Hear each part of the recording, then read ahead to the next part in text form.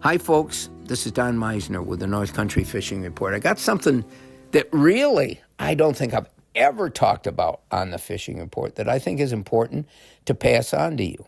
Now, I've told you that we've talked about different type of lines to use and how each has its own particular benefit and sort of problem. And I've been using BRAID a lot, and boy, it's got a lot of problems for me. It tangles easily, the wind catches it and makes it snarl and so forth, and it's not very abrasion resistant, but I still use it because it's so thin, and I'm able to cast my tiny little lures really well with it when I'm fishing trout or smallmouth in the different feeder streams. One of the things I just discovered sort of by accident, I was fishing with my buddy Rust, and we were fishing, again, one of the pools in the Racket River. And it was sort of an overcast day, and I was using this new braided line that I got at one of the sports shows when we were putting our booths up to represent our area. And one of the other vendors there said, try this line.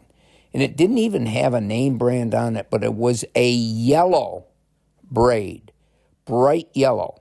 Now, a lot of times we don't want to use lines like that because we think, oh, geez, the fish are going to see it and it's going to scare them away. But I was using this bright yellow, I think it was 15 pound. It was 10 pound braid. That's pretty thin. That's as thin as 2 pound test monofilament.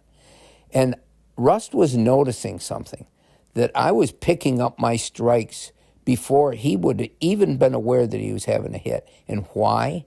Because I could see that yellow line floating on the surface so easily that when a fish would inhale the tiny little bait I've told you about before, the atomic teaser that I was using, when they would inhale it, there would just be a little twitch of the line.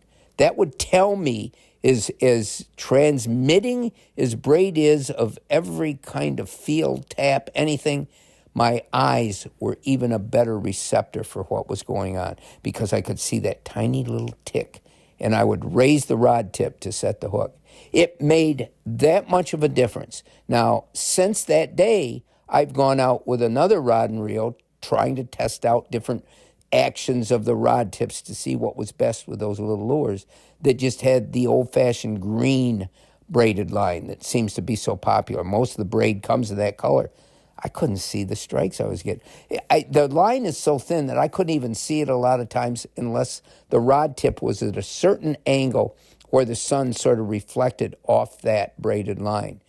Yes, it makes that much of a difference. And I don't feel that it was keeping bass or any other fish, the trout that I fish for, I don't think it was keeping them from striking. They're striking something that is very small, that takes great eyes to see. They do it readily, and that yellow line didn't seem to offer any kind of scariness to them.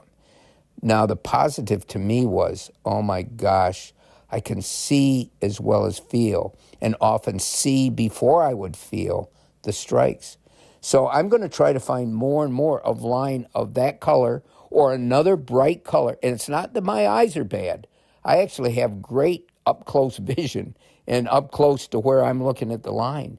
But if that line doesn't reflect light right, you're not going to see it, and you're not going to see those subtle little strikes. My goal when I'm doing this is not to kill the fish. I don't want to give them time to swallow that bait because they'll try to do it very quickly, especially with a little bait, with a little hook. That little hook will be far more easily ingested than a bigger hook. So for all those reasons, and the reason that I want to protect that species and keep the big numbers of fish that we have healthy in this area, I'm going to start using more colorful line as I can find it. Until next time, folks, this is Don Meissner with the North Country Fishing Report.